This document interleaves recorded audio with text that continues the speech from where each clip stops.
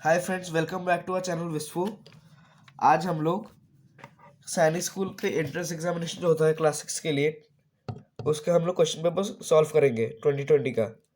आपको पता होगा कि हर एक क्वेश्चन पेपर में 50 क्वेश्चंस होते हैं। तो हम लोग के लिए तो 50 क्वेश्चंस एक वीडियो में करना पॉसिबल नहीं है, इसलिए हम लोग हर एक वीडियो में 10 क्वेश्चंस करके करेंगे। तो चलिए फिर पहला क्वेश्चन सॉल्व करते हैं। पहला क्वेश्चन, जैसे कि आप देख पा रहे होंगे कि मैंने कुछ इंपॉर्टेंट पॉइंट्स हाईलाइट किए हैं। तो चलिए स्टार्ट करते हैं। पहला क्वेश्चन है, find the difference between the greatest and the least number that can be written using the digits 6, 2, 7, 4, 3 each only once.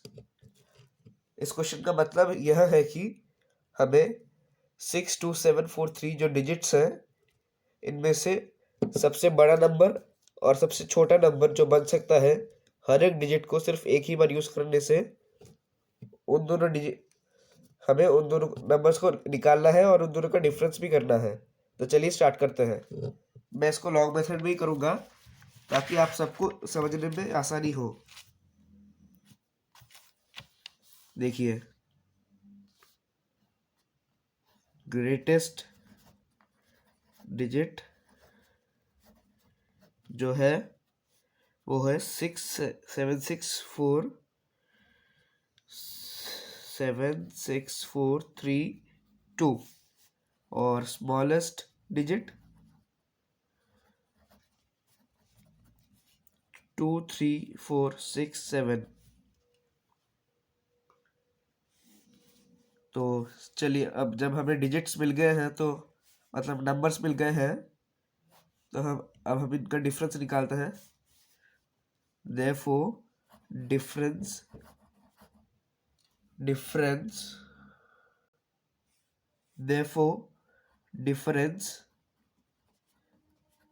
will be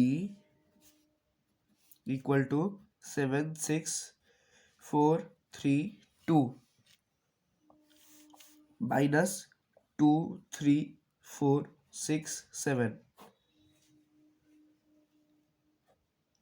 2 1 2 5 3 1 6 5 1 3। अभी इससे 9 2 5 5 to 965। अभी ये जो नंबर है ये आपको ऑप्शन ए में दिखने को मिल जाएगा। ऑप्शन ए में, ऑप्शन ए।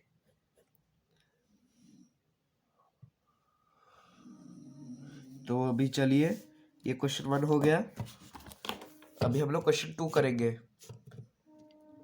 चलिए, क्वेश्चन 2 में लिखा है, estimate the product 980 into 428 by rounding off each number to the nearest hundreds। अभी इसका हिंदी अनुवाद यह होगा कि प्रत्येक संख्या को निकटतम 100 में 100 तक पहुंचाने के द्वारा उत्पाद 5980 और 428 का अनुमान लगाए। तो चलिए, अब हमें इसको करना चाहिए। हमें इस क्वेश्चन के द्वारा यह करने के लिए बोला गया है कि ये जो नंबर्स है, फर्स्ट नंबर 5980, इसको हमें नियरेस्ट हंड्रेड्स, मतलब अभी ये जो नंबर है, आप 5 को भूल जाइए। 5 को भूल जाने के बाद आपको दिखेगा 980। अभी 980 में आपको दिखेगा कि ये जो नंबर है 980, ये 900 और 1000 के बीच में है। तो यही इन दोनों के सबसे क्लोजेस्ट हंड्रेड हुए। और क्योंकि यहाँ पे टेंस के डिजिट पर 8 है जो कि 5 से बड़ा है, इसका मतलब इसका जो नियरेस्ट हंड्रेड होगा वो 1000 होगा। तो अगर हम लोग इसको 1000 से राउंड ऑफ करेंगे, फिर ऑटोमेटिकली ये 5980 जो है वो 6000 हो जाएगा। आप इस इक्वल टू को लिटरली मत लेना, मैं ये सिर्फ आपको एग्जाम्पल समझाने के लिए बोल रहा हूँ। और वैसे ही हम लोग यहाँ पे जो 428 है हम उसको भी करेंगे। 428 इक्वल्स टू 500। मैं आपको समझाने के लिए ब्रैकेट पे लिख भी देता हूँ, बाय राउंडिंग ऑफ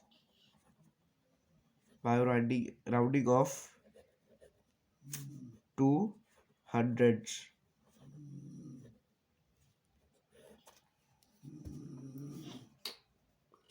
तो चलिए अभी हमें इनको क्या करना है, मल्टीप्लाई करना होगा। Therefore product of first and second number equals to, sorry मैंने यहाँ पे गलत कर दिया, ये 500 नहीं होगा, ये 400 होगा।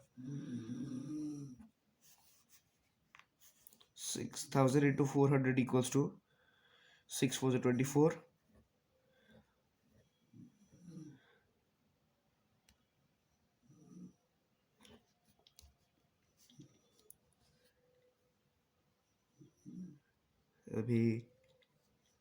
तभी ये आपका आंसर हो गया। आपको ये आंसर ऑप्शन नंबर सी में दिखेगा। देखिए 1 2 3 4 5 5 जीरोस ही है और 24 भी है, तो ये आपका ऑप्शन सी हो जाएगा, जैसे कि आपका ऑप्शन ए हो गया। अभी चलिए हम लोग क्वेश्चन नंबर 3 में चलते हैं। तो क्वेश्चन नंबर 3 में बोला गया है कि 3 नंबर है जिनका रेशियो 3:4:5 है। अभी अगर हम लोग इनको नॉर्मल एक नंबर के फॉर्म में लिखना चाहेंगे तो हम लोग इसको इनके एलसीएम को, मतलब इनका लोएस्ट कॉमन मल्टीपल या फिर एचसीएफ सॉरी या फिर एचसीएफ जो होगा, मतलब इनको एचसीएफ से डिवाइड करने के बाद ही इनका एलसीएम निकला है। तो अभी इनका हो जाएगा 3x 4x और 5x, मतलब एक नंबर होगा 3x, दूसरा होगा 4x और तीसरा होगा 5x। और अगर आपने एलसीएम और एचसीएफ का चैप्टर पढ़ा होगा तो आपको ये फॉर्मूला भी पता होगा, जिससे मैं ये सम भी सॉल्व करूंगा। तो चलिए अब तो एक नंबर हो गया।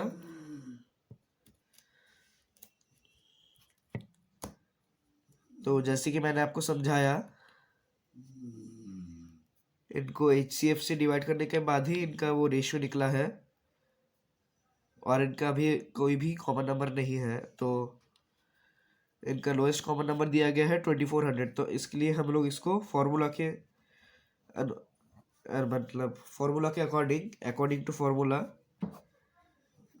इसको तीनों नंबर से अभी हम इसको एक से हटा देंगे। जैसे मैंने आपको बोला था, मैंने आपको एक सिर्फ समझाने के लिए ही बोला है, उसके एग्जाम में अप्लाई मत करना। तो अभी अगर हम इसको सिंप्लीफाई करेंगे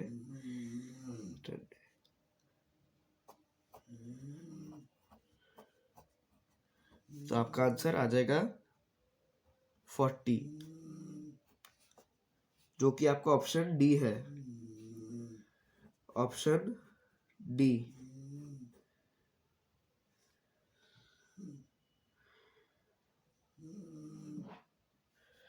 तो अभी चलिए अभी फोर्थ क्वेश्चन में चलते हैं।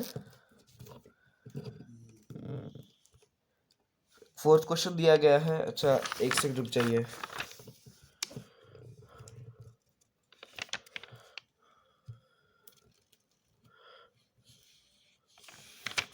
एक सेकंड रुक जाइए।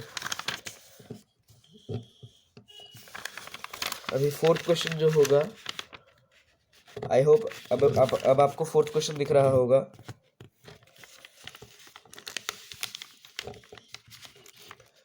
मैं आपको थर्ड क्वेश्चन भी दिखा रहा हूँ एक और बार। और आप फोर्थ क्वेश्चन भी देख लीजिए।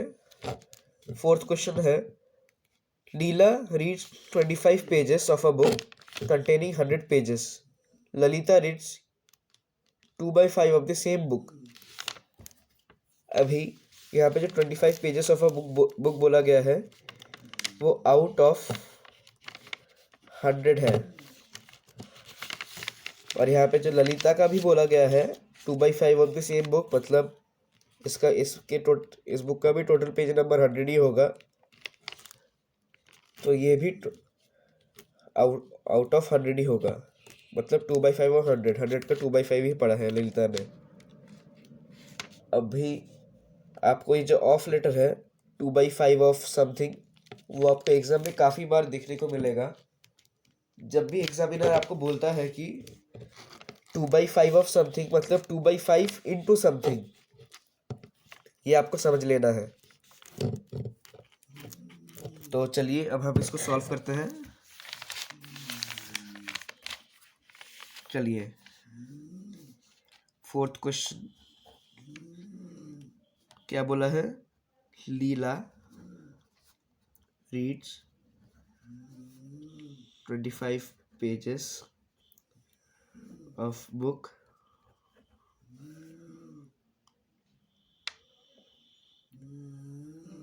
containing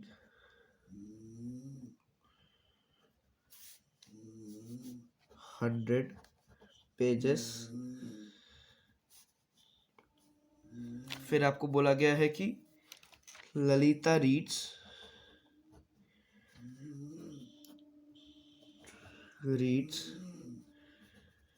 2/5 of 100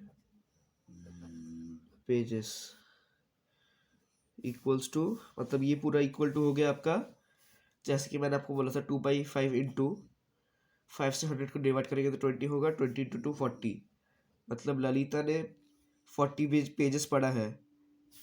तो जब ललिता ने 40 पेजेस पढ़ा है और लीला ने 25 पेजेस पढ़ा है, तो clearly Lalita read more by 15 pages,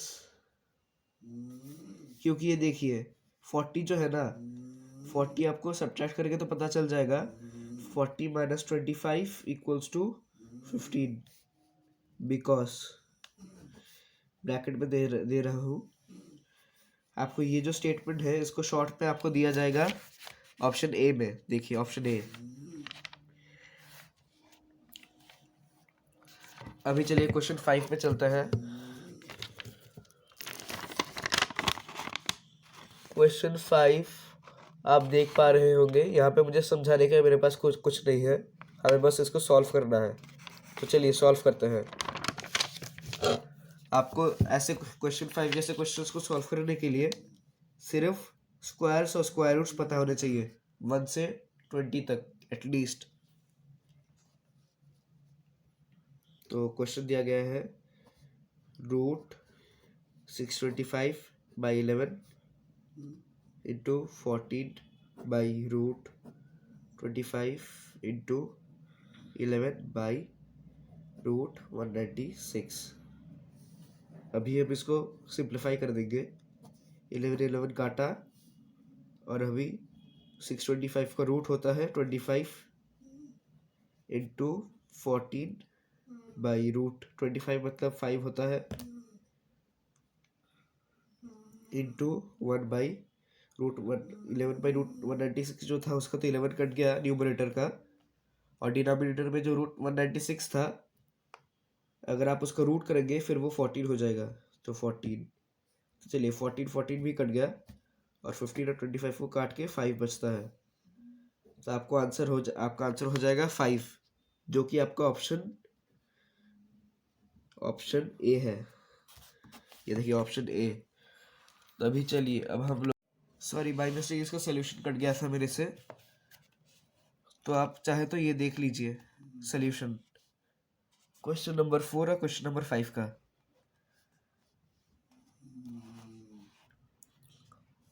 मैंने आपको क्लियर व्यू दे दिया है। एक सेकंड रुक जाइए और क्लियर कर देते हैं इसको।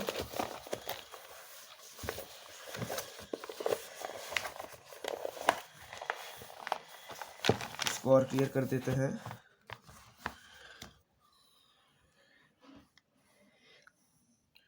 इसको और क्लियर कर दिया। आप वीडियो को पॉज करके प्लीज देख लेना। तभी चलिए क्वेश्चन नंबर 6 पे। अभी क्वेश्चन नंबर 6 पे चलते हैं।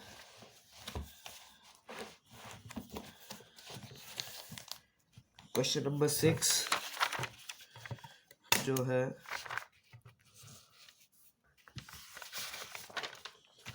क्वेश्चन नंबर 6 पे चलेंगे।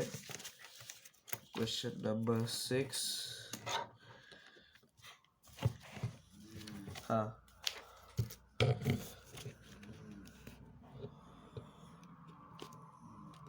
क्वेश्चन नंबर 6 जो है, क्वेश्चन नंबर 6 में लिखा है Naveen bought 3 metre 20 centimetre cloth for his shirt and 2 metre 5 centimetre cloth for his trousers. Find the total length of cloth bought by him. अब इस क्वेश्चन का मतलब है कि नवीन नाम का एक बच्चा है जिसने अपने शर्ट को बनाने के लिए 3 मीटर 20 सेंटीमीटर क्लॉथ खरीदा है। 3 मीटर 20 सेंटीमीटर क्लॉथ खरीदा है, जिसको हम लोग 3.25 मतलब 2 मीटर भी लिख सकते हैं। और उसने 2 मीटर 5 सेंटीमीटर क्लॉथ अपने ट्राउजर्स के लिए भी खरीदा है, जिसको हम लोग 2.5 मीटर्स भी लिख सकते हैं। तभी पूछा गया है कि आप इसने नवीन जो है उसने टोटल लेंथ ऑफ क्लॉथ कितना खरीदा है। तभी उसको निकालने के लिए हमें बस इन दोनों को सम कर देना है। तो 3.2 प्लस 2.5 इक्वल्स टू 7.5, तो भी 5.7 किलोमीटर, मतलब सिर्फ मीटर। तो 5.7 मीटर आपको ऑप्शन ए में मिल जाएगा। तभी चलिए हम लोग क्वेश्चन नंबर 7 करते हैं। क्वेश्चन नंबर 7, क्वेश्चन नंबर 7 आपका हो जाएगा। क्वेश्चन नंबर 7 में बोला है कि एक सेकेंड, क्वेश्चन नंबर 7 में बोला है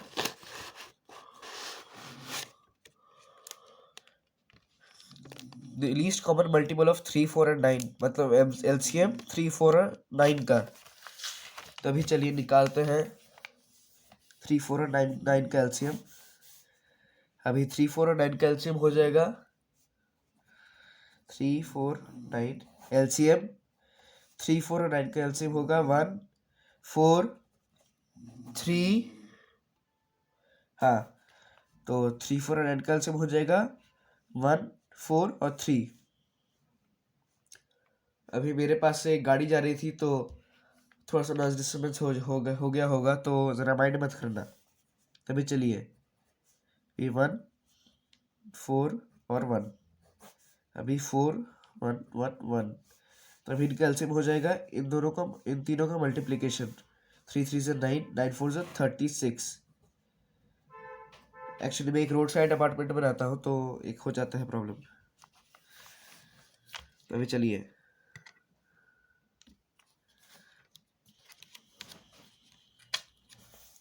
अभी 36 हो गया आपका इनका एलसीएम। अभी चलिए अब हम लोग क्वेश्चन नंबर 8 करेंगे। क्वेश्चन नंबर 8 करेंगे हम लोग अभी। क्वेश्चन नंबर 8, एक सेकेंड। क्वेश्चन नंबर 8 है An airplane covers a certain distance at a speed of 240 km per hour in 5 hours. To cover the same distance in 1 and 2/3 hours, it must travel at the speed of, मतलब एक airplane हवा में उड़ते समय 240 kilometre प्रति घंटे घंटे की रफ्तार से 5 घंटे चलता है, तो उसने जो डिस्टेंस ट्रैवल किया है उसको उसी सेम डिस्टेंस को 2/3 घंटे में ट्रैवल करने के लिए कितना स्पीड पे चलना होगा उसको। अभी चलिए इसको सॉल्व करते हैं।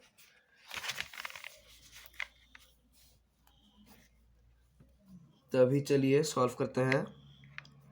क्या बोला गया है, एक सेकंड रुक जाइए, इसको मुझे थोड़ा सा पिन करने दे दीजिए। इसको पिन कर लिया मैंने।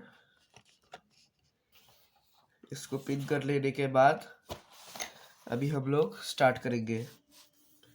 तभी क्या बोला है, speed of aeroplane equals to 240 kilometre per hour. अभी टाइम कितना लिया है, 5 घंटे। सो फिर डिस्टेंस कितना हो जाएगा आपका, डिस्टेंस कितना हो जाएगा, 5 आवर्स फिर equal to 240 km per hour into 5 hours. फिर आवर कट गया, 5 इंटू 240 मतलब 1200 किलोमीटर। अभी हम इसको ऐसे ही छोड़ देंगे। तो अब बोला है स्पीड फॉर कवरिंग इट, अब हम लोग speed for covering it in 1 and 2/3 hours. तो अभी हम लोग 1 और 2/3 आवर्स को मतलब इम्प्रॉपर फ्रैक्शन में कन्वर्ट कर लेंगे मिक्स्ड फ्रैक्शन से। तो 1 3 3, 3 + 2 5/3 आवर्स। तो 5/3 आवर्स हो गए। अब हम लोग इनको ऐसे ही छोड़ देंगे। अभी ऐसे ही छोड़ के इनका स्पीड निकालना है। जैसे कि हमें स्पीड का फॉर्मूला पता है, distance upon time required to travel it. तो फिर 1200/5 इंटू 3, अभी 240 होगा इसका आंसर। 5 से डिवाइड करेंगे और फिर 3 इंटू 24 होता है 72। अभी 72 किलोमीटर पर आवर। अभी ये जो है आपका वो डी में हो जाएगा। तो आपको हो जाएगा ऑप्शन डी में मिल जाएगा आपको 720 किलोमीटर पर आवर। तो अभी चलिए अब हम लोग क्वेश्चन नंबर 9 करेंगे। क्वेश्चन नंबर 9 में बोला गया है, क्वेश्चन नंबर 9 में बोला गया है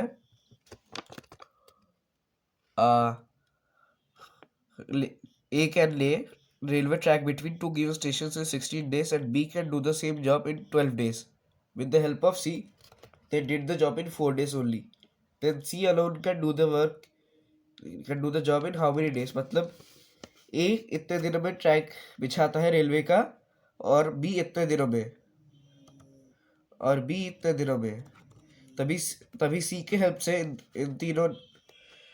इन दोनों को काम दिया गया कि आप लोग इसको आप दोनों मिलके करोगे। लेकिन इन्होंने सी की भी हेल्प ली, तभी सी ये कितने दिन में अकेले में खत्म करेगा। तभी चलिए स्टार्ट करते हैं। हाँ तो चलिए स्टार्ट करते हैं।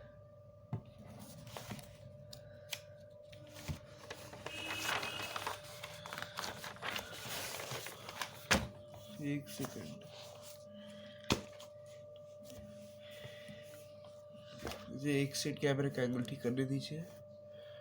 हाँ ठीक है, एक सेकंड रुक जाइए, कैमरे का एंगल ठीक करने दीजिए। हाँ ठीक है चलिए, हाँ चलिए स्टार्ट करते हैं। फिर क्वेश्चन नंबर 9 में मैंने क्या बोला, रिमेम्बर, हमें एक चीज़ हमेशा याद रखना है कि जब भी हम लोग टाइम एंड वर्क के किसी सम को लेके काम करेंगे तो हमें सिर्फ 1 यूनिट वर्क को लेके ही काम करना पड़ेगा। जैसे कि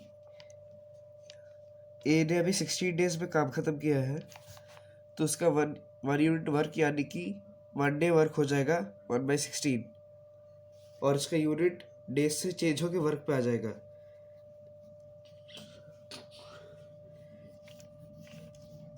सेम बी के लिए भी एप्लीकेबल है। बी ने 12 डेज में काम ख़त्म किया है तो उसका 1 यूनिट वर्क 1/12 हो जाएगा इक्वल्स टू ए, और 1/12 इक्वल्स टू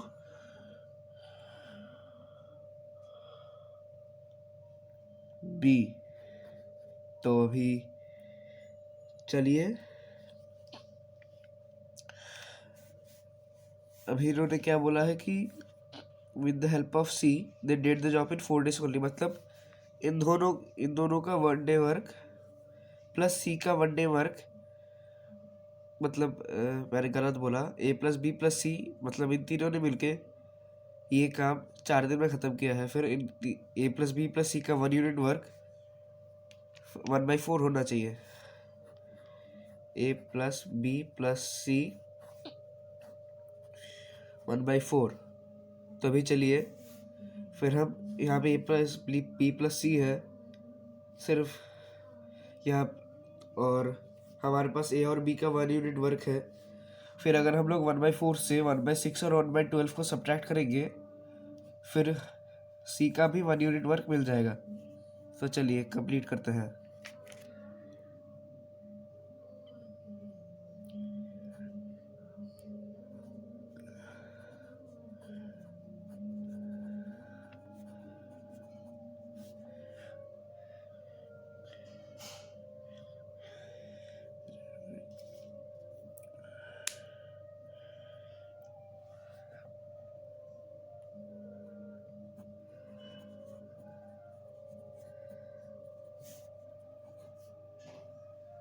अभी इनका वो एलसीएम हो जाएगा 48। तो अभी 4 12 से 48, 16 3 ज़ा 12 4 ज़ा, तो 5/48। फिर मैंने क्या बोला था कि जितने दिन काम किया है उसका रेसिप्रोकल करेंगे, मतलब उसके फ्रैक्शन को हम लोग पलट देंगे, फिर उनका 1 यूनिट वर्क होगा। फिर अगर आप दिमाग लगाएंगे तो आपको पता चल जाएगा कि 1 यूनिट वर्क को भी उल्टा करेंगे, फिर कितने दिन में ख़त्म किया है हम वो भी जान जाएंगे। तो चलिए, फिर हमें सी का भी मिल गया। सी कंप्लीट्स वर्क इन 48/5 days। लेकिन आपने शायद यहाँ पे नोटिस किया होगा कि कोई भी ऑप्शन आपको इम्प्रॉपर फ्रैक्शन में नहीं मिलेगा, सारे आपको मिक्स फ्रैक्शन में ही मिलेंगे। फिर चलिए इसको भी हम लोग कन्वर्ट करते हैं। फिर 5 9 ज़ा 45, 3/5 days, ये हो जाएगा आपका आंसर, जो कि ऑप्शन सी है, ऑप्शन सी। अभी चलिए क्वेश्चन 10 को देखते हैं। क्वेश्चन 10 में बोला है, in the figure find the ratio of number of triangles to the number of circles inside the rectangle and the number of squares to all the figures inside the rectangle. तो हम लोग पहले इस question को 2 भाग में बांट लेंगे। एक है यहाँ से एंड के पहले तक, और दूसरा एंड के बाद से एकदम लास्ट तक। ठीक है, एक सेकंड रुक जाइए, मुझे क्लिप बोर्ड में लगाना दीजिए। चलिए, हाँ, तो अभी क्या बोला है, नंबर ऑफ ट्रायंगल्स कितने हैं, 1 2 3। तो 3 ट्रायंगल्स, और क्या बोला है, किसका रेशियो इसके साथ नंबर ऑफ सर्कल्स। अभी नंबर ऑफ सर्कल्स हमारे पास 2 है, तो हम पहले 2 लिख लेते हैं। फिर अभी इनका रेशियो निकालते हैं, 3:2 और 3/2, सही ना। अभी चलिए, क्या बोला है दूसरे पार्ट में, number of squares to all the figures inside the rectangle. तभी नंबर ऑफ स्क्वायर्स हमारे पास 2 ही है। फिर नंबर ऑफ टोटल फिगर्स कितना है, ये देखिए, यहाँ पे जब all the figures inside the rectangle बोला है, मतलब हमें स्क्वायर्स को भी इंक्लूड करना है जब हम इन सबको कैलकुलेट करेंगे। तभी चलिए, 1 2 3 4 5 6 7, तो 2/7 और 2:7, तो 3/2, 3/2, 2:7, मतलब 2/7, 2/7। तो ये आपका ऑप्शन ए हो जाएगा। तो तो आज के लिए बस इतना ही। हम लोग जल्द ही अपना नेक्स्ट वीडियो अपलोड करेंगे, जिसमें हम लोग क्वेश्चन नंबर 11 से क्वेश्चन नंबर 20 तक करेंगे। तो तब तक के लिए आप हमारे साथ जुड़े रहिए, और अगर आपको हमारा वीडियो अच्छा लगे तो ज़रूर इसको शेयर करना, लाइक करना, सब्सक्राइब करना, और बेल आइकन को दबाना मत भूलिएगा, ताकि आप हमारे वीडियोस को सबसे पहले देख सकें। तो चलिए, tata bye bye, thank you. And friends, मैं आपको एक चीज़ बताना भूल ही गया था कि अगर आपको 2020 में जो क्लास की सैनिक स्कूल का एंट्रेंस एग्जामिनेशन हुआ था, उसका क्वेश्चन पेपर चाहिए, तो उसका लिंक आपको हमारे डिस्क्रिप्शन बॉक्स में मिल जाएगा। Thank you.